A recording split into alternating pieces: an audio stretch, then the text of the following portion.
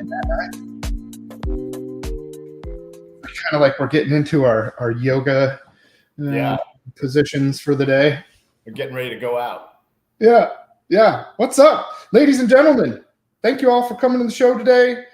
We have an excellent show for you today. Today's episode 28 of Sharpen the Saw podcast with the Wise Agent Society. Today I'm here with none other than Clay Sheffrey, the one and only from Del Mar, California. Good friend of mine, great, excellent lender in San Diego area and maybe beyond. You can tell me where else you're licensed. But thank you. Welcome to the show. Oh, thanks for having me. Yeah, I do loans in pretty much everything west of the Mississippi. So I work for Zion's Bank Corp, which is a family of 6 banks, and we work in Texas, Montana, Idaho, and everything west. So if anybody looking for financing anywhere out there, we can help. All right, good to know. West, what do you call it? Western region, basically. Yep. Yeah, there you go. Regional bank. Yeah, I love it, man. Well, thanks again for coming. The weather's probably a little bit different there than when it is here. You're in San Diego. I'm in Iowa. And it's funny, the last couple of days, people are kind of scrambling to get ready for like tornadoes and hail. There's supposed to be a big system coming through. Oh, boy. So it's kind of funny and kind of fun, actually, a little exciting to like, oh, we got to do stuff. Like, hey, we had a hurricane warning last year. So San Diego does get some weird weather, but you're right. It's probably 80 degrees out. Sun is bright. My pool's getting warm. So I'm very happy. Yeah, I miss the old neighborhood. So that brings me to where we go to. We kind of just talk about how we know each other, and then we talk about your history and your path to success and what you've been doing. And then we're going to talk about just the overall real estate market and mortgage market and overall economy. But so it takes us to where we met, you and I, at the kids' elementary school there in Del Mar. I don't know if we met before or just at Dad's Club, but I think at the time I was running the Dad's Club there, Gordon Fletcher. And boy, do I miss those days. It was a great time. But I think that's how we met. Is that right? I think so. Yeah, we met at the Dad's Club. My kid had just started. Your kids are a little bit older, but my kid was a kindergartner. And we went to that first Dad's Club at Jimmy O's, Jenna. And Gordon, you, and learned all about our pancake breakfasts and variety of activities that we do for our school. And you admitted right away that it was more just a night to get out and have some beers with the buddies. And then we did a few things for the school on occasion. So it's a great entity. It's still running. In fact, today we're still doing pancake breakfasts and the campouts, and Dad's with Donuts, I think, is a new thing they started doing. So it's still going strong, buddy. You kept it going. Man, I tell you, it was a fun time. And even though, but that was my hook. I was like, listen, it's not really time intensive. You don't have to join in any of the projects if you don't want to. Just come have a beer with us and at least give your input. That's enough. And it worked, like a lot of people showed up. And as much as we had fun and let loose a little bit on Wednesday nights, during the month, which was funny, we did do a lot of stuff for the school with the all school dance. We helped with the Harvest Fest. We did the camp out. We did 2 movie nights.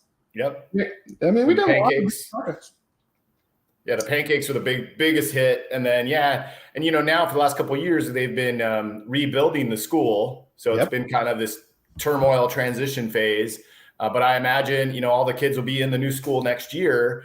And there'll be a need for some planters, and there'll be a need for the dads to get out their hammers and build some stuff again. So it's a great part of the PTA that our school has, and I hope it never goes away. So I agree. Milligan is going to be the new president. So is he really? Yep, he's coming in. I believe next year he'll be the new one. So. All right, that's cool, man. That's good. Jesse's going to take a break for a little bit, huh? I think so. Yeah, that's the plan. Yeah, that's cool, man. Well, I'm glad to hear that it's still familiar faces, and both those guys are very passionate about the school and the community. So that's a win-win.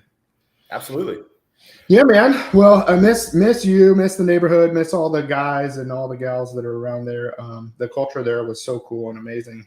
But as we were discussing a little bit earlier, how some people choose to stay and some people get crazy like us. So we're a little crazier than most.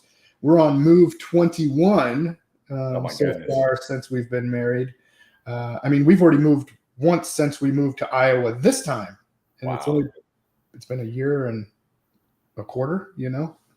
Yeah, I moved 6 times in 5 years, but then once the kids started school, I was determined to put the roots down, at least for this 8 or 10 year period when the kids are in elementary, and then who knows what the future will bring. Maybe I'll end up in Costa Rica or Iowa or somewhere. I don't know. I do like the ocean, so that's tough to leave there, but whatever happens. You got to be flexible in life. I think you and I would agree. Real estate is different for us than it was for our parents. For our parents, it was this is the house I'm going to live and own and die in. For me, I look at it as this is my biggest investment. This is my key to wealth, and I'm going to use it for that. I'm going to use real estate to build wealth, whatever way makes sense, whether it's rental properties, whether it's buying and selling. And so I think that's the mentality that you and I both share, and it's a good one.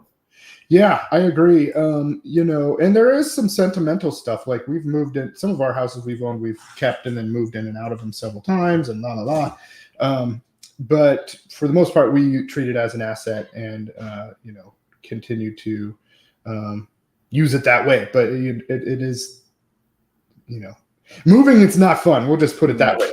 But you're right. I do not have a truck, by the way. But you're right. And it's just such an important way to get wealth for yourself and your family and generational wealth, the more houses in real estate. Now, we were just talking about where you live in Del Mar and where I lived, stuff has gone up at easy $1 million in the last 5, 6, 7 years.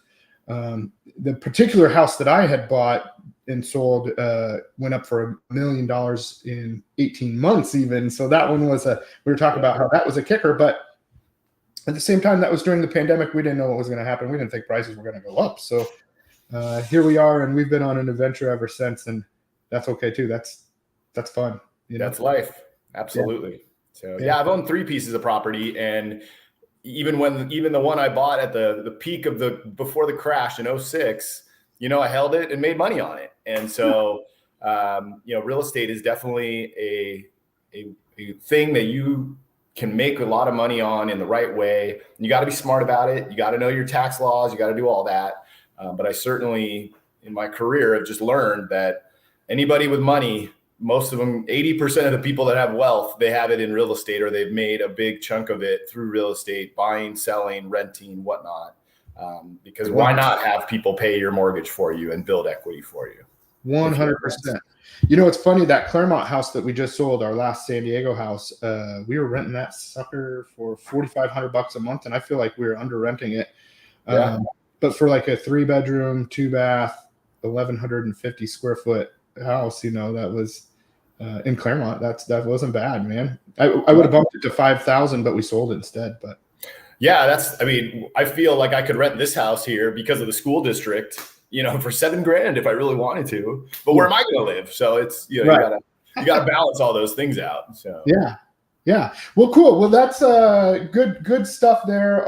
Missed the hood and all of that. Let's talk a little bit about your journey in the mortgage industry, the mortgage world. Like, where did you start? How did you get into it? Why did you get into it? And what did you? Yeah, absolutely. So, I went to San Diego State, and while I was in San Diego State, I worked my whole time in college, and I worked at a bank as a bank teller. And like I said, this was 99, 2000, 2001.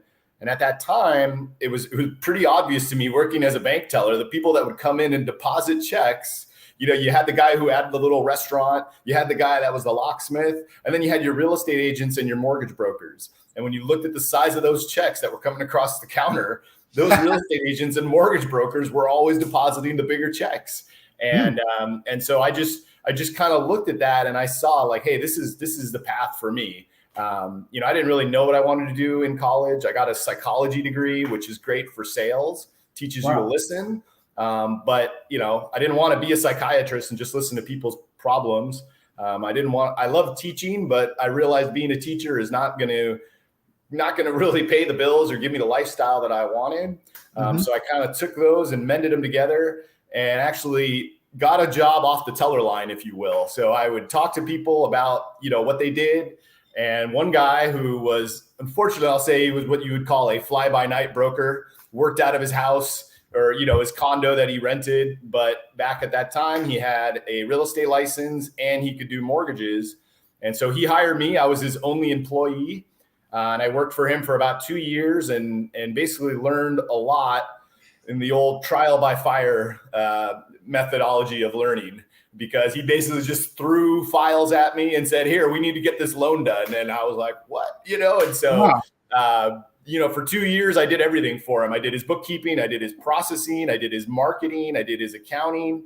And over that time, there was times where we made $25,000, $35,000 a month just doing loans, not even talking real estate sales. He was more centered on the loan aspect of it. And I really kind of gravitated towards doing loans. I did have my real estate license, so I did sell a couple properties as a real estate agent. But I found that for me personally, I like to take the emotion out of things, and I like to know numbers, and numbers don't lie. There's facts, and this number plus that number is going to equal that number, and that's it. There's nothing you can change about that. And so after working with him for a couple years, I decided he wasn't paying me enough or enough consistently, and wasn't, doing what he said he would do. So I had to move on. And then I'd say I bounced around a little bit.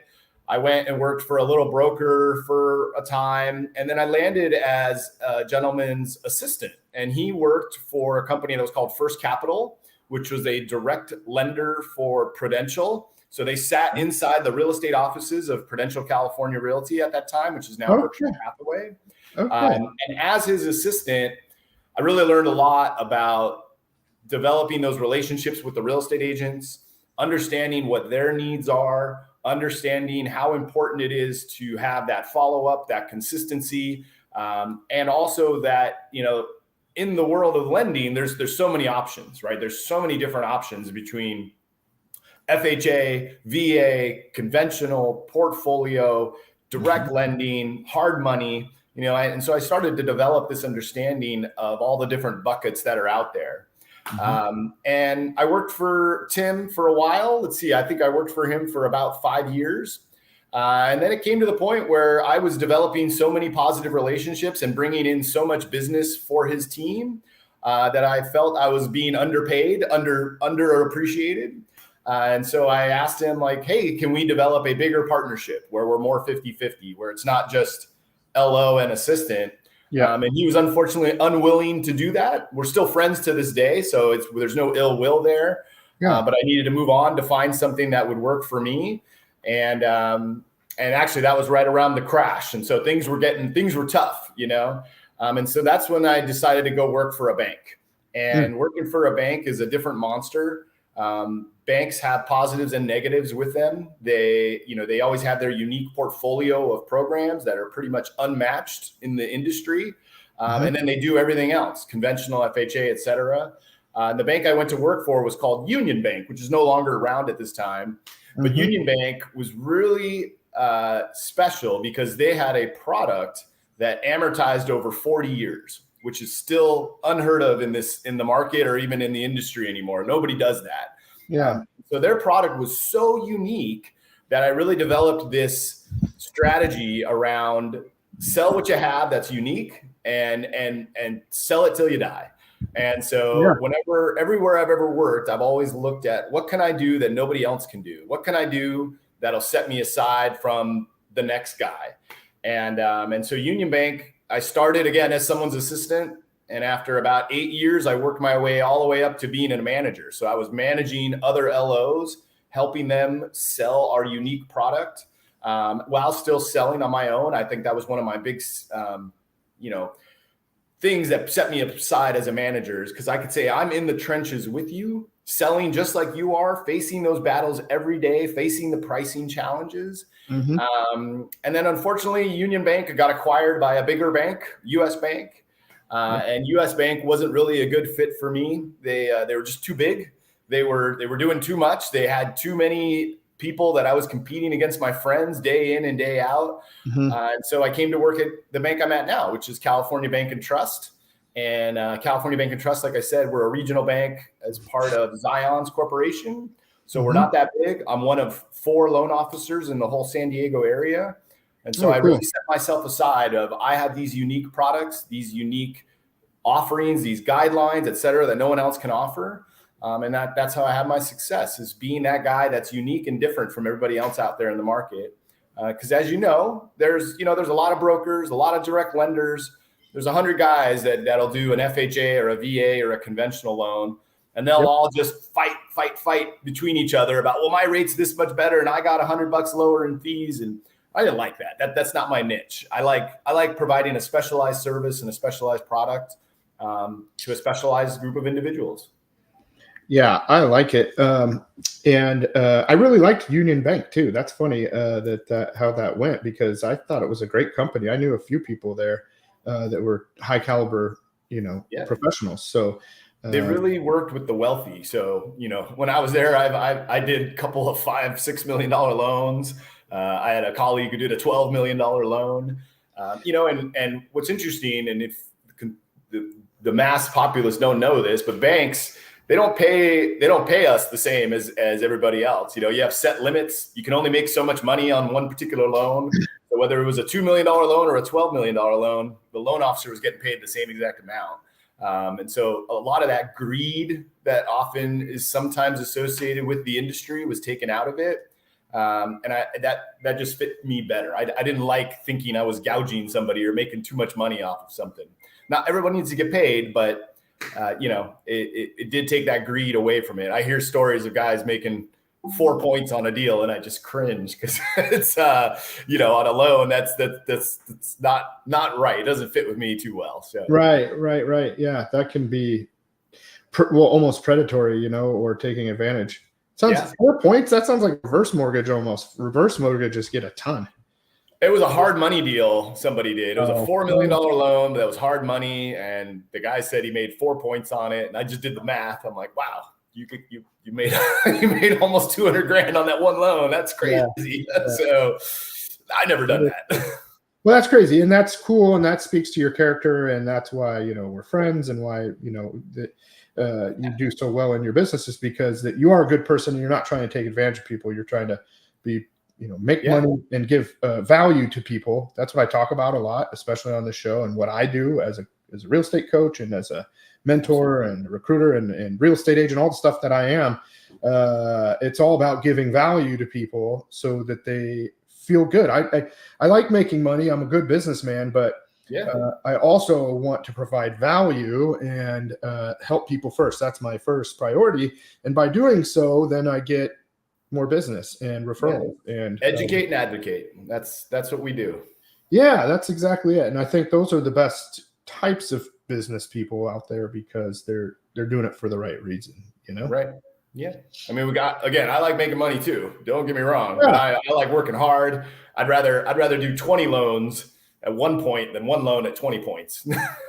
Right. Yeah. I mean, of course there are scenarios where, there might be something that a good windfall of some sort, but I don't like being predatory or taking advantage of people in any way. So, and it's funny because when you're working with clients and different things, that's how I set the table in the first place. I'm like, look, we're here to do fair negotiations. I want for everybody to come out at the end of the deal on both sides. Feeling good. I want it to be fair. Now, if we have an opportunity to take advantage of an opportunity, we will, but not like we're going out there predatorily, however you say it. We're not going out there with the idea to take advantage of people. Right. Exactly. Some people are. It's funny how I've met a lot of people in the past, through my years of doing business, that somewhere in their head, somebody told them that you need to be aggressive and you need to be getting something over on somebody or taking advantage of somebody to be a good, successful business person. That means you're doing good. And I'm like, are you crazy? No, we're not purposely going after to hurt people. That's not how it works. That's not how you become a successful. So, I mean, some people maybe do, but not me. And I don't Yeah, think I'm sure that's there's been sustainable. success stories of people like that, but I agree. Like I feel the best, some of my most proud moments are the people that I got free money. I got them a grant program, or I was able to, secure them $30,000-$40,000 of down payment assistance that helped them realize their dream, and that's a key thing that I've always stressed too is I think of a dumbbell, and a dumbbell is like big on the ends and small in the middle. And on the ends are where banks, again, I go back to what sets us aside. On the ends, those special products that either deal with first-time home buyers and down payment assistance, or a special program designed to help somebody afford a home where they really normally couldn't, or a jumbo loan, a big $3 million loan with a unique guideline where only the bank is going to be able to do that. And that's where I think banks kind of excel compared to direct lenders and other brokers out there who may not have that uniqueness to them or be able to get that sort of exception that they're looking for. So, yeah, helping people get homes is the most rewarding thing ever. People helping people. Yep. People helping people. No, I love it. And then it's great having good partners and business people to align with too, to get all of that stuff done. Yeah, absolutely. So, all of that is a great, good stuff. Your history is good. I know that you do well and that you're passionate about taking care of people. So thanks for taking us through your little history there. Some of that I didn't even know. I like that beginning parts of where you worked for the little guy, or for the independent guy. I didn't know you had a real estate license, or maybe I did and I forgot.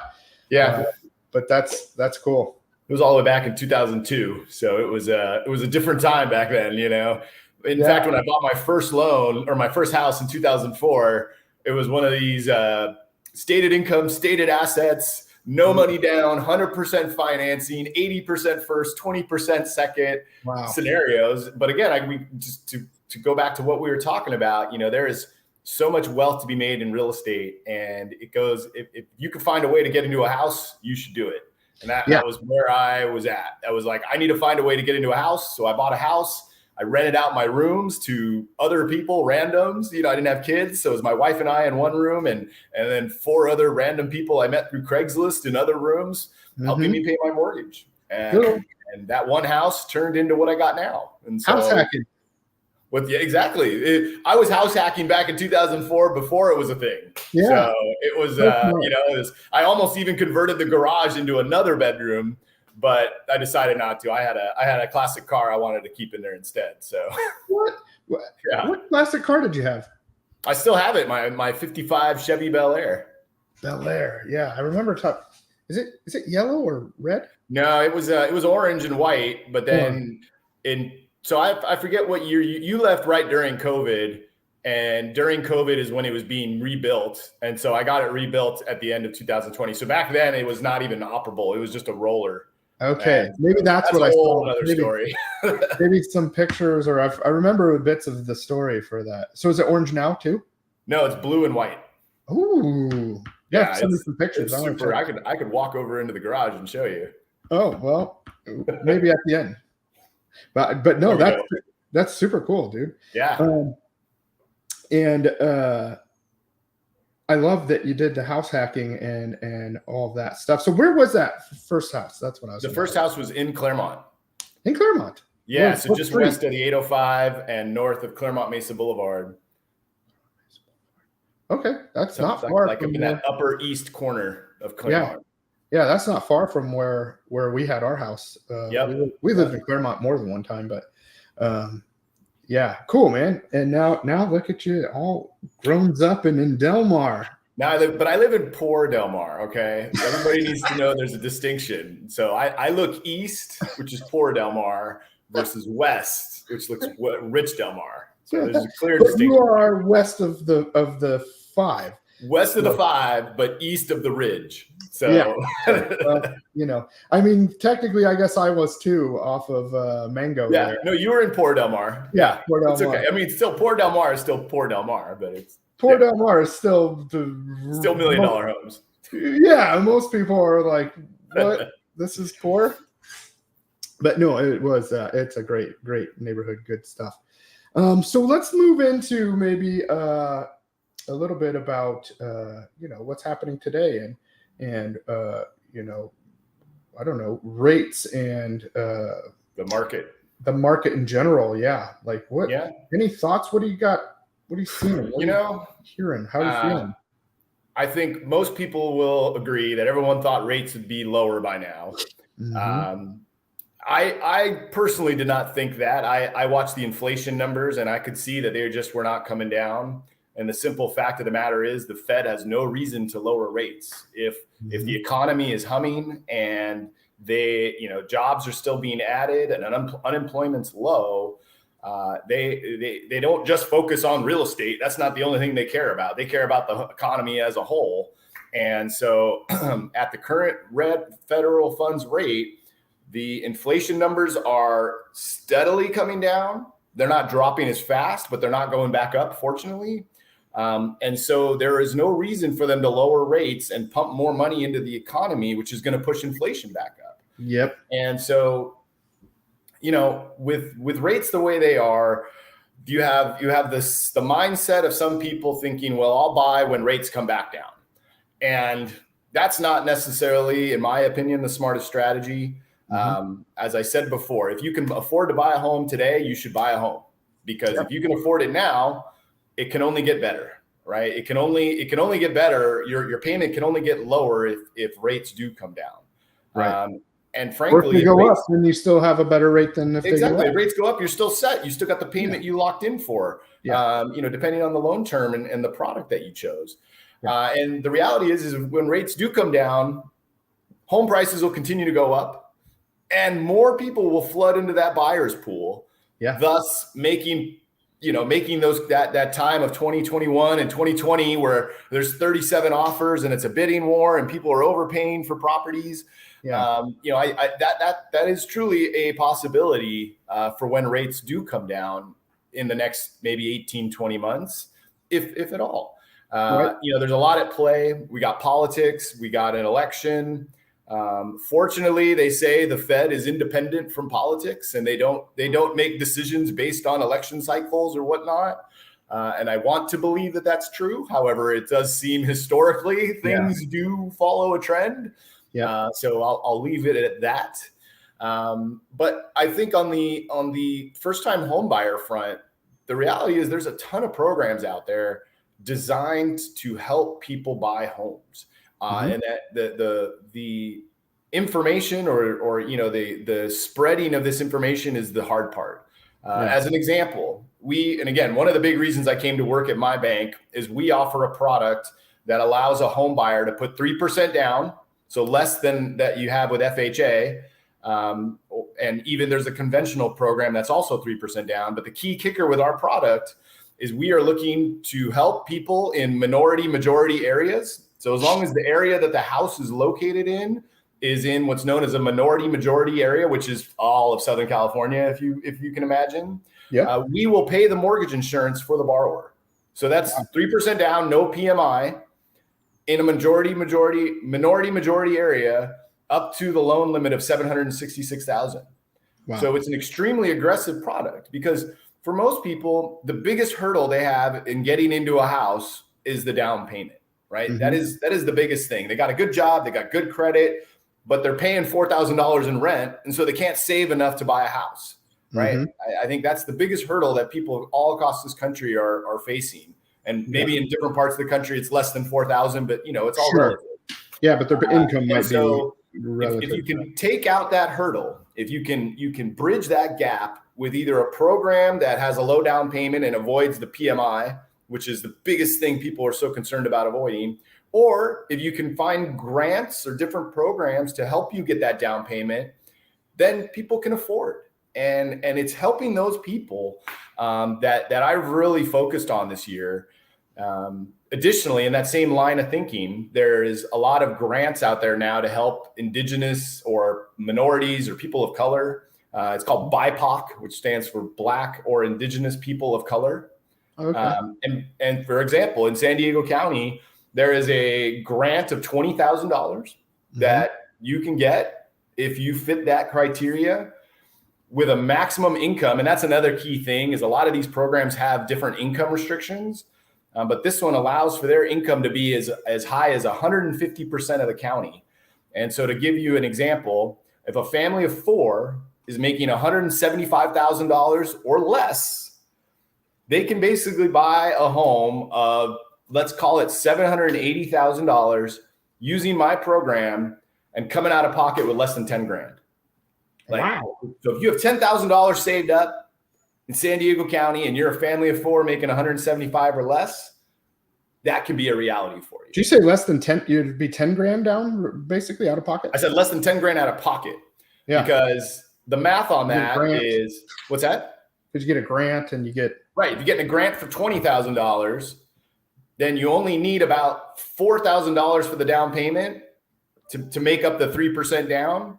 And then you need about $5,000 or $6,000 for closing costs. And you could even get away with less than that, depending on, what you negotiate or what sort of credits you can get or whatnot. So you can even do it for less out of pocket. Like to give myself a little wiggle room there. No, I love that. But this is for the BIPOC, right? This is through the BIPOC program here in San Diego County. Yes. So Black or Indigenous. Now, would Indigenous do? It's basically anybody that's, I hate to say it, but not white. So Hispanic. Hispanic works. Yep. Indigenous person of color. Okay, cool. Because I just have tons of friends that fall into a lot of those categories there. So this is cool. Did we talk about this that one time when you were telling me about the program? Maybe. I talk about it a lot. I can't remember if we talked about BIPOC. I remember something else, but yeah. This is awesome. I think I told you about our program that California Bank and Trust offers, but they were not approved with the San Diego Housing Commission until I started working here and got us approved. So I've only been approved with the San Diego Housing Commission since mid-March. So it is relatively new that I can combine these two programs together to help people. In fact, I did a little cooking video that my wife is finishing up the editing on, but I did a cooking up some home buyers. And it's the recipe, right? The recipe is you need an eligible property, you need an eligible borrower. You put them all together, and I had 3 little eggs, which is my family. I made a little cake. Made a cake that looks like a house. That's awesome, dude. Yeah, it's great. Cooking up buyers. That's San Diego restricted, right? Because that's where this program works. But my point is there's programs like this all over, right? Yeah. You just got to be willing to go out and find them. You got to be able to. You got to have that drive to look for this stuff. We have to find somebody like you that's driven to help people and give them value, and that will take the time to learn these, and just like you said, get approved with the San Diego Housing Commission. And that's a lot of work that some people aren't willing to do to make things happen. That's right. Yeah. But I know for Ventura County, I know they have one. So a lot of the counties in California, they definitely have this stuff. But again, you got to be willing to look for it. You got to be willing to work at it. And it takes time sometimes. You got to have low debt. You got to have good credit. You got to work. You got to put yourself in position to be able to buy. Mm-hmm. But then there are programs out there designed to help people make it happen. Yeah, and you get started with that, and then that's how you start to begin to build wealth, because that's going to just keep appreciating over the years, and then you can do move up stuff. Yep. Question: does that work on condos and townhomes? And it does. Mm-hmm. Cool. Especially in San Diego, where there's not very many single family residences, for $800,000 or less. Unfortunately, that's exactly why I was asking, because I'm like, well, are we talking just East County here and Northeast? Where my program works, because of the minority majority thing. It surprisingly works everywhere. I mean, it works in the whole South Bay, National City, Chula Vista, East Lake, all those communities. It works throughout Mira Mesa, because Mira Mesa has a ton of minorities. Surprisingly, El Cajon is not. There's some parts of El Cajon that are eligible, and some parts of La Mesa and Spring Valley. But and there's maps that I could share with you or share with the customers. It's public information, so it's not like this data is like some hidden secret sauce. It's public data. You just got to know who to ask and look for it. Yeah, no, I love it, man. You did send me a map. I need to revisit it. I did look at it, but I just didn't. I don't know why it didn't click or resonate. Probably because I wasn't very focused on retail sales at the time. This past year or whatever, I've been developing my coaching and mentoring programs and how all of that looks, and then my new team structures in all of the different states. Yeah. So now that I have that stuff dialed in, I can focus back on production, which I am doing. I'm going back into prospecting for even San Diego, Las Vegas, and then here Nice. in Yeah, Iowa. Vegas has some big areas where that works in too. In fact, I'm doing one right now for Vegas. Oh, And good. even when people are putting 20% down, this guy had like a 620 FICO score, which is the minimum score for my program. Yeah. But as of last week, I was able to get him 6 5/8, which was like 3/4 better than anybody else could offer him because he had a low credit score. Okay. But because his property was eligible, we could do it. You just got him a better rate, or did they get some other perks too? This particular gentleman just got a better rate. So he's putting 20% down on a townhome, and I smoked every other lender's rate by like 3/4 of a point in rate. So just because he had a poor credit score, which was affecting his rate that he was being offered by everybody else. Yeah. Okay, cool. Man, that's cool. That's really good to know. And good to know you can do Vegas stuff too, which I think we also talked about. This is all coming back to me. So this is a good refresher. Do you do much in Vegas just generally? Not a ton. I mean, it's, I'm a boots on the ground kind of guy, so I go to caravans and whatnot. You do, but I do call people in Vegas every once in a while. I speak to those that I know about because, like I said, if I can do loans in all the states west of the Mississippi, there's a lot of availability.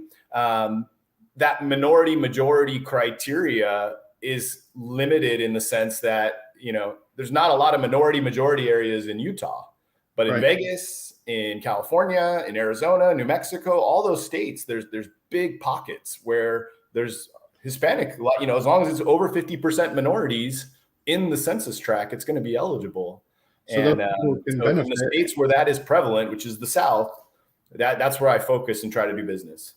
Yeah. There's a lot of people there that can benefit and reap the benefits of getting this help and then get into home ownership instead of the cycle of rent where you're just paying somebody else's mortgage. Yeah. Why it's avoiding the PMI. That's the key. You don't want to pay PMI because, it's hundreds of dollars a month.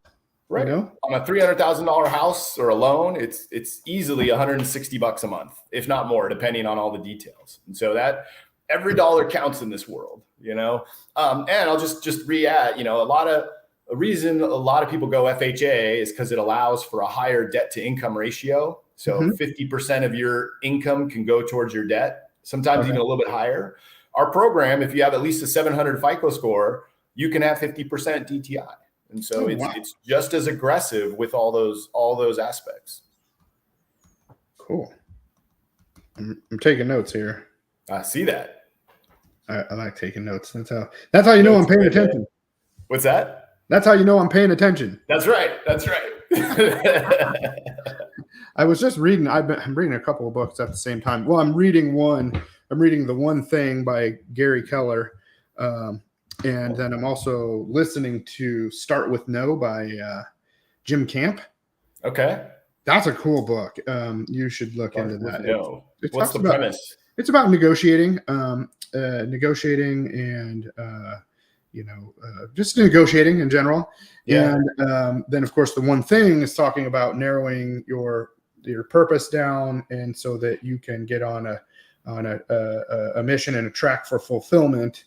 And then by doing these things and whittling it down to the one thing that would make all other things unnecessary or less meaningful, so that you eliminate the fluff and the chatter, and you narrow it down to the one thing that's going to help you to move forward. And sometimes there's a big goal, and then there's sometimes like smaller daily and weekly goals. I went to there was a meeting that I randomly got invited to. It was like an agents helping agents meeting down in Mission Valley. And it was this agent and, a couple of agents, and they do this meeting or this seminar group to help other agents. And I was like, hey, I'm a lender, but can I come? And she's like, sure, you can come. And I'm like, okay, great.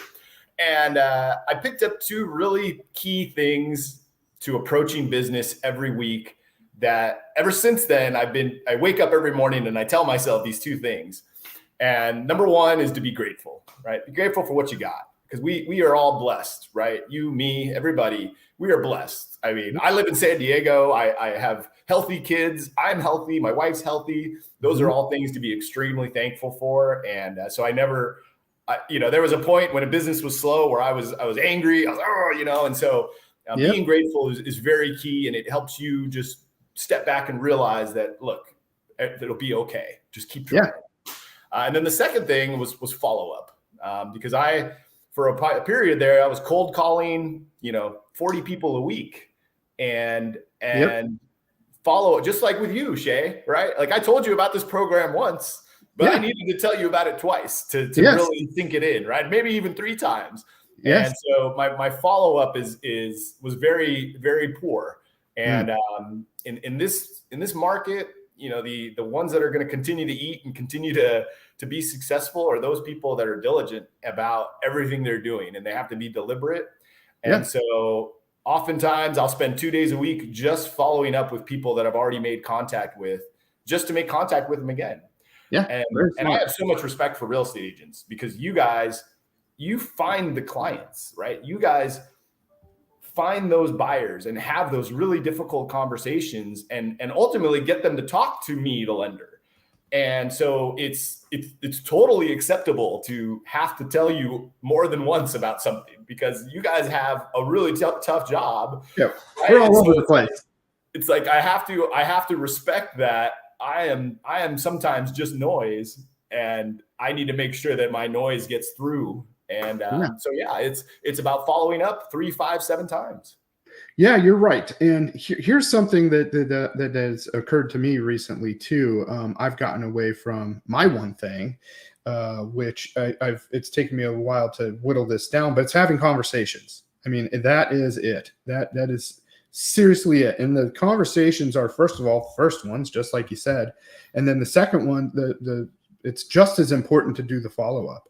And we get inside our heads a lot as real estate and sales professionals that, that we're bothering people, or they don't want to hear from me, or whatever. Right. I mean, does that ever creep into your head? All the time. Yeah, it does. Right. And we're making that story up.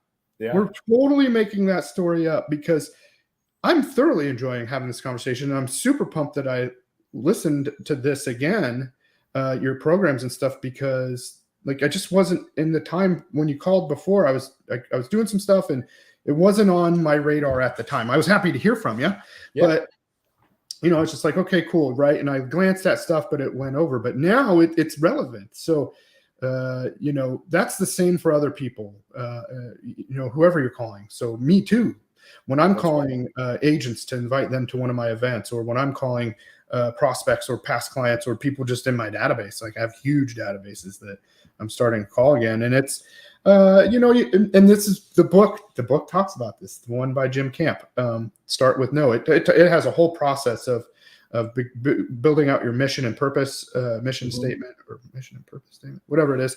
And then how you talk to people and follow up, and you have to go into it. This is one of my favorite parts, with no expectations. A lot of times we invent things in a negotiation of any kind we make assumptions that, they're not going to like to hear this, or, they're really going to like to hear that. Whatever it is, we're making up the story that isn't true. It's only true in our head.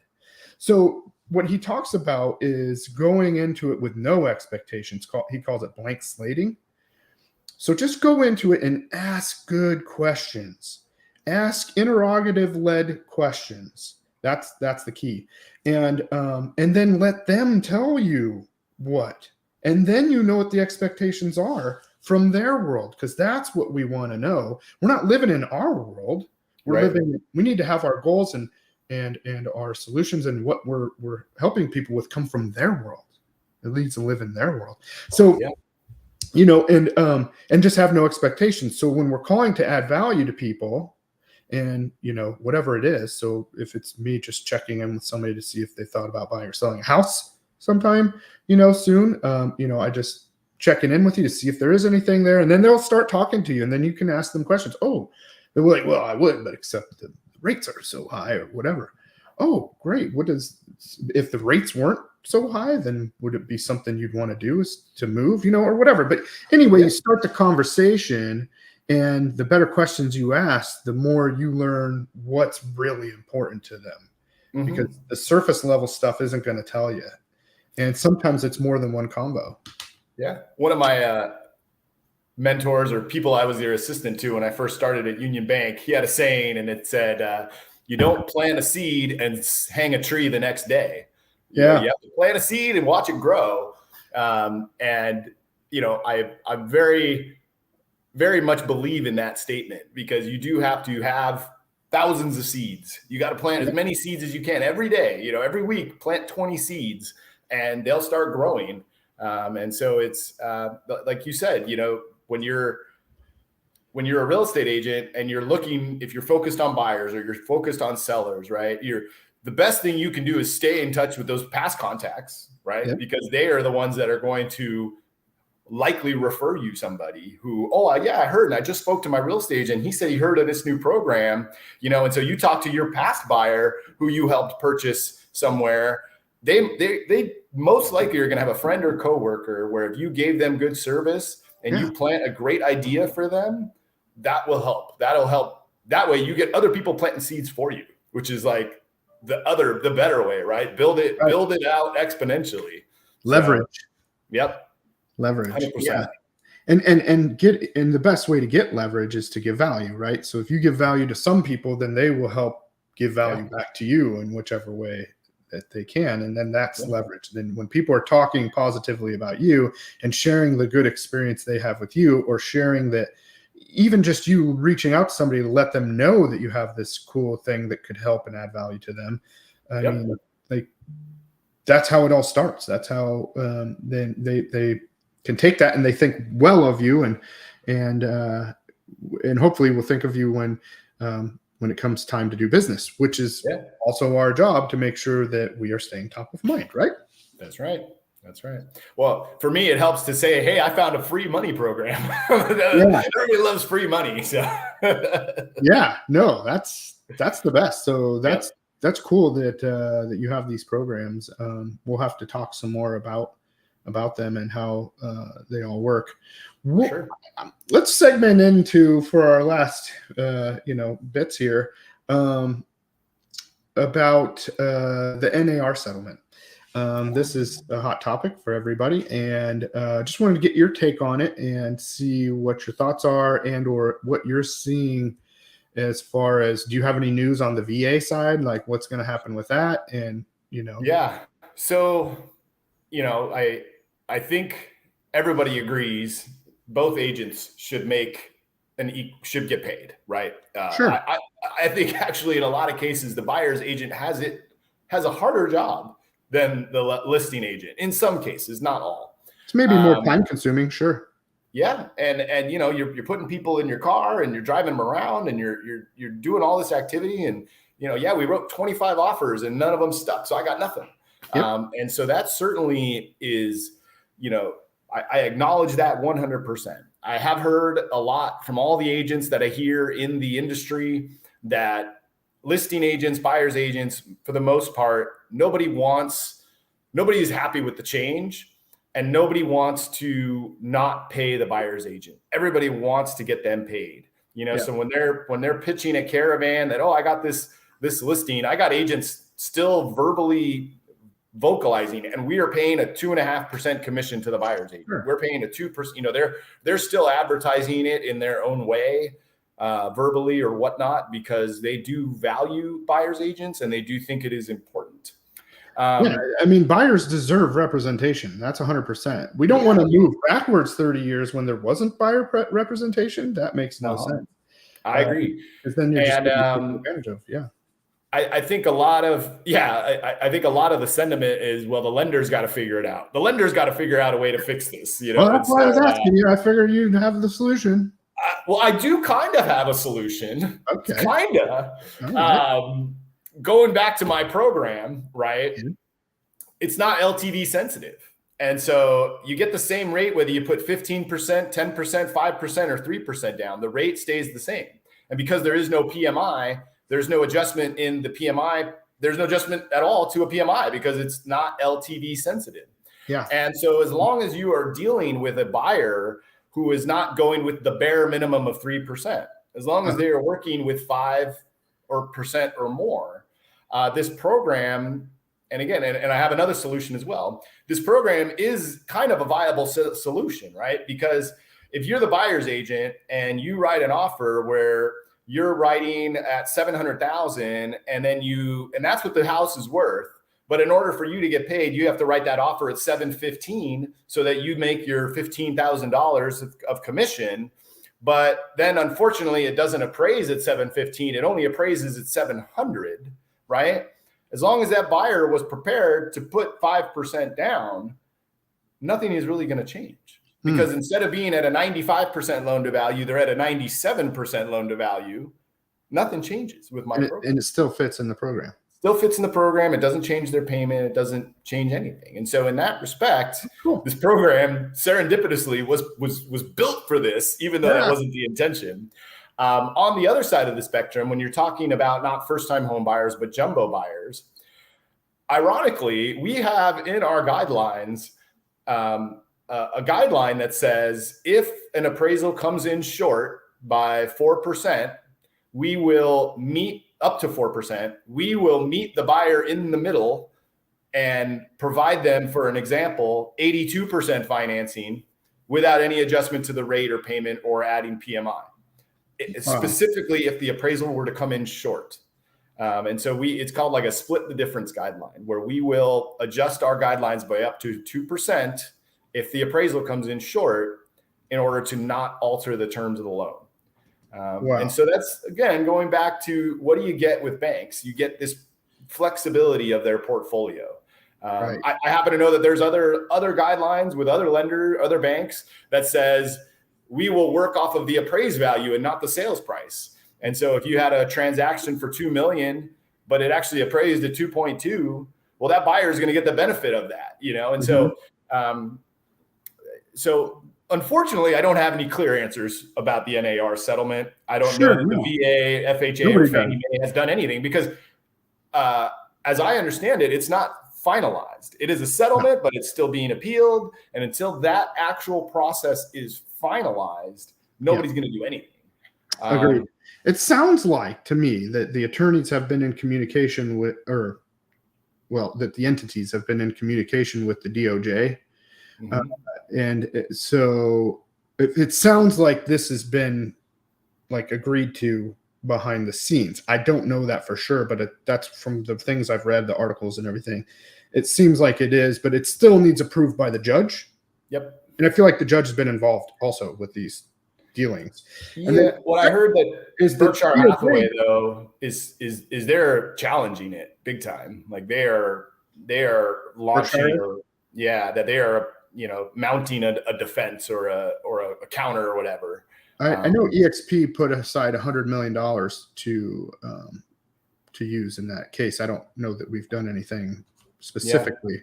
And I think Gary Keller at Keller Williams settled for $200 million, and the DOJ said no. So there's several places that tried to settle, and the DOJ said no. You guys need to be paid hourly. That was one thing they suggested, which was funny to me. That buyer's agents should be paid hourly. The DOJ representative said this. Wow. They suggested it. They're like, we don't know what it is, but maybe you should be paid hourly or something. I'm like, are you kidding? That's so stupid. Yes. I was like, first of all, so here, can you mind hearing my take on all this stuff? Sure. Okay. So first of all, not much will change. Okay. The two big changes that they put in there are that they've taken the transparency of co-op commission out of, they've made it less transparent. We're not allowed to make it transparent, which they just fought for like 10 years and got it. It just got enacted, 2-3 years ago, where they put the co-op commission on for the public to see. So that on the Redfin and all that. Yeah. Everywhere. So that the sellers aren't being taken advantage of by buyer's agents and whatnot or sellers by listing agents, because now everybody can see what the co-op commission is, because they weren't always explaining that to their clients. I know people in like Vegas specifically, where and they're not my friends, just so you know, but they were charging 7% and co-oping 2%. And they didn't tell their clients about this. I know one because one was my neighbor and they told me about it, or they said something, and I looked at their paperwork, and I was like, dude, you weren't explained to this. I was like, this is why you have to price reduce and price reduce and price reduce, because nobody's showing your home. You're not making it. Your guy is taking all the money. Attractive. He's not giving you fiduciary service here. He's doing himself. He's just making all the money. Anyway, so that's not a step in the right direction to take that transparency out. I agree. But hey, that's what for whatever reason, they're saying it. Secondly, the only other change is that they're going to require buyers, all buyers, everywhere, to sign buyer representation.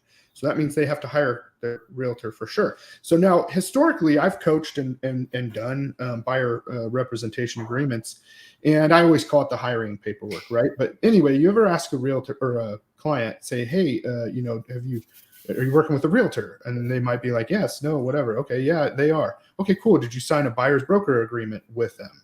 And they're like, a buyer, what? I'm like, did you sign hiring, like a contract paperwork with them that says you exclusively work with them?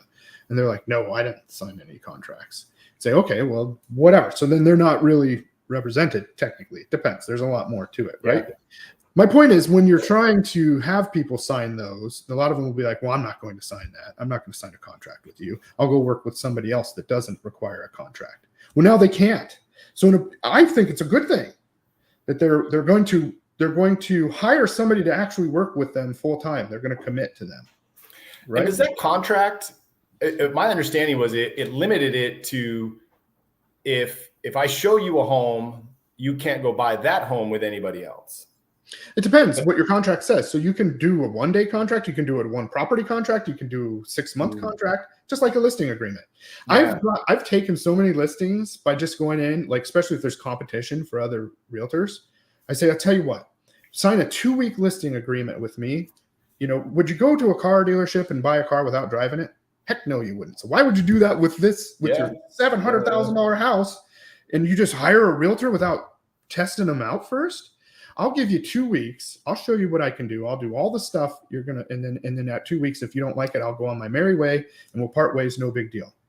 Well, they've never parted ways, because after they see the service and the level I give them, they're not going to, but then nobody else can talk to them anymore. Right. For that 2-week period. For that 2 weeks. Yeah. So they're my listing. They're my client. So, and most homes sell in 2 weeks. So, hey. Well, they did in San Diego. Yeah.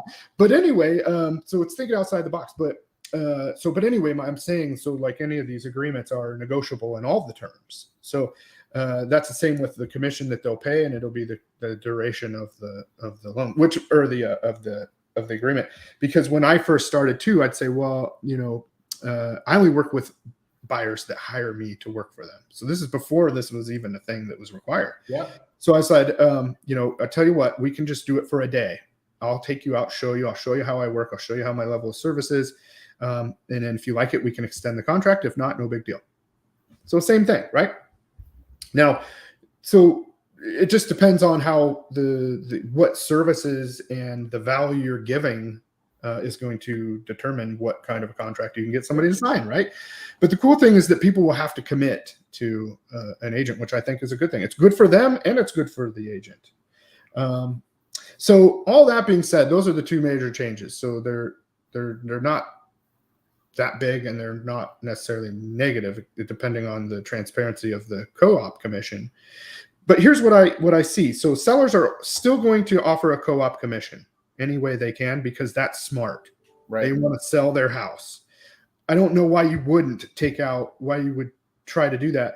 And then, and here's the other point, is that buyers historically have paid for all the commission. They pay for the entire transaction.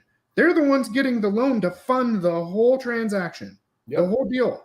The buyers pay for it, not the sellers. Yep. Which is, people aren't thinking that way. They say, well, the sellers pay the commission, and so the buyers really don't have to pay anything. Well, the buyers pay for all of it. That's the truth. And now we're just saying, hey, Mr. Buyer, you're going to pay for everything. And before you could finance that, into your deal. But now you're going to have to find a separate way to fund that part, your representation part. That doesn't even make any sense. Well, so, but they can still finance it if the seller agrees to it, and it'll appraise. Sure. Right? Sure. I mean, but why monkey around with it? That makes it harder. That's not a better. I agree. Yeah, no, I agree. Yeah. So it's funny. That's why. But what I'm saying is, sellers might try not paying a commission, but I don't think that's going to work. They're not going to get the result they think they would from doing that. I agree. Because, okay, so then everybody has to hire a buyer's agent, right? So they've hired their buyer's agent. They say, hey, I want to buy this home. Okay, we look it up, and this one is not paying a buyer's agent commission. So that means that you will have to, you'll have to pay it out of your side. Oh, well, I can't afford to pay that, for that. So we won't look at that home. They will say that. They will make the choice to not, well, I can't look at that home then because I can't afford to do that. So we'll look for ones that are, you see what I mean? So the seller's losing out of that deal. They're not getting what they think. Now, well, it's just like how when the commission was only 1%, it was less likely to be shown than if it's 2 or 2.5, right? And so it's well, this is the buyer's decision here. And then, okay, how about all this? Mr. Seller's so smart. They didn't pay any, offer any co-op. So then when they sell, they're going to go have to buy, and they're going to pay it there anyway. It's the same. It's seriously a wash. I know. I agree. It's why I don't know who brought the lawsuit or where. I didn't read into the origins of it, but it's just frivolous, right? It's some lawyers got there in their head that they could challenge this, and who's making money in the end? The lawyers. And we munged up our defense horribly, because there is no price fixing. Everybody sees the billboards everywhere of the 1%, the flat fee. You can for sale by owner it. They all know that. They can do all of these things that are not set in commission. And then there is no such thing as a 6% commission. It hasn't been the average in years. Right. The average has been closer to 5%. So anybody thinking that here's the other thing is that the average realtor makes $40,000 a year. So they might get one big commission, but they get like 2 or 3 of those ever. Right. Well, and it, like you said, it's the age old thing of there's 3% of the agents in the world do 95% of the business, or whatever, whatever that number is. But Yep, exactly. I know I look at agents, buyer history over the last 12 months all the time. We have a system that'll show it to us. Yep. And so many of them, they have one deal that they've closed in the last 12 months. So many. And so it's not, that's why I go back to, I have a lot of respect for agents because their job is not easy.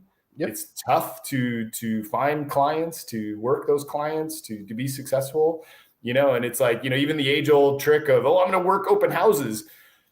I don't know. That's tough. I worked open houses. I work them too. And, because I have a product that's unique, so I have something to sell. But if you're just an agent sitting at an open house, it's pretty unlikely. I'm not saying it doesn't happen, but it is unlikely that you're going to find your next buyer at that open house, because most of them are the neighbors or they're coming in with their agent.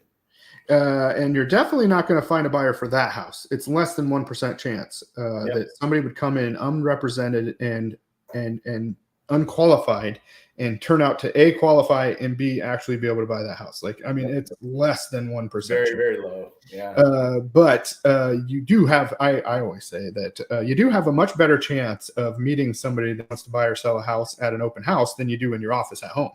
That's true. So that's true. I remember an agent who had a big sticker on the top of their laptop, and they would go sit at the Starbucks, and that sticker got them business. Yep. Because it said, talk to me about real estate for free, and it was conversations, going back to what you said, having conversations. So how do I spur conversation?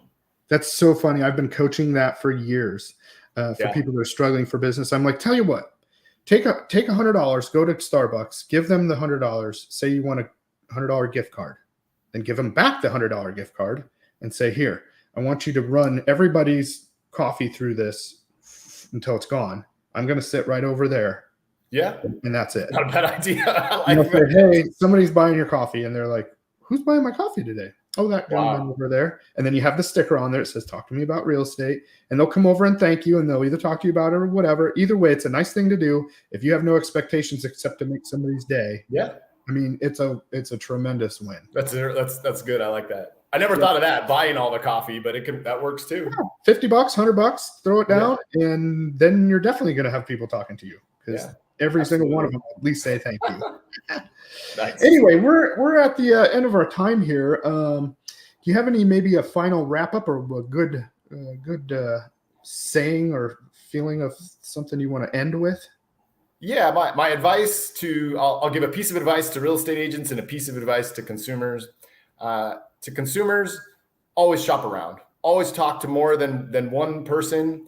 Yes. Always don't ever take the first option that's presented to you as being the best, because not everybody has access to everything. I can't do everything that every other bank can do, and no broker can do everything I can do. And so always, for a consumer standpoint, always shop around. And my advice for real estate agents is similar, right? You need to have a lot of arrows in your quiver, because your one lender says they can do it all, but I guarantee you nobody can do it all. And so you need to keep your options open. You need to understand that things are always changing in this market, and you need to be able to talk to people you can trust, who will tell you the honest truth. And I tell people all the time, I'm like, if you can get a VA loan, get a VA loan, because a VA loan is better than my product. I'll admit that 100%. And this agent's like, I can't believe you just told that person that. I'm like, why? She's like, because nobody ever tells people that. I'm like, well, you got to be truthful. And so look for honesty. And if you find somebody being dishonest, don't work with them. Yeah. 100% agree, man. Yeah. Thank you. Great way to end the segment, the show. Thanks so much for coming on the show today, Clay. Thank you, Shay. Thank you all for watching. And if you have any questions or you need a loan in San Diego, please call Clay. His information is at the bottom of the screen here. Actually, you can't call him. You can email me. Email him or reach out to me, and I'll put you in touch with him for sure. And his Instagram is down there too. So feel free to reach out to him. He's a heck of a guy.